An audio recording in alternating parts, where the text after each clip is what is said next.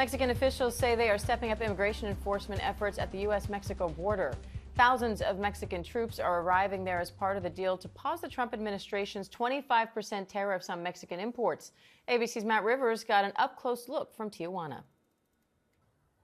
Hey there, yeah, we're alongside members of the Mexican National Guard here in Tijuana, Mexico, or rather the limit of Tijuana, Mexico, because if you follow me this way, you can see this is the U.S. Mexico border right here. The wall actually stops at this exact part because the mountain here becomes too rocky and too steep to actually continue building the wall. So there's about 200 meters or so of open terrain here that, while too steep to build a wall, it's not too steep for migrants to cross over. In fact, we know that this was a key point for people illegally entering the United States. That clothing, water bottles, things like that, that's left behind by migrants. This was a highly trafficked area just up until a few weeks ago, until this new deployment of Mexican National Guard troops all along the border. Some 10,000 Mexican National Guard now deployed at different parts of the border after negotiations between the United States government and the Mexican government. President Trump had been threatening tariffs against Mexico for what he said was their unwillingness or inability to stop both fentanyl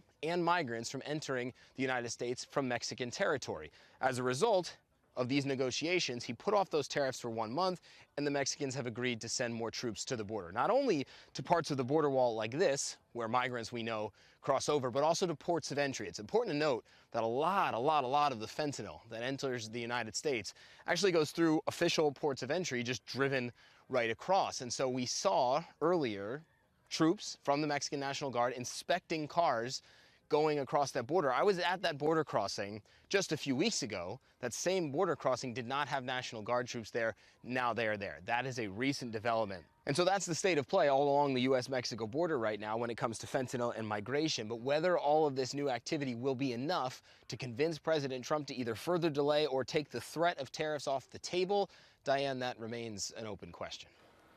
All right, Matt Rivers in Tijuana, Mexico, thank you.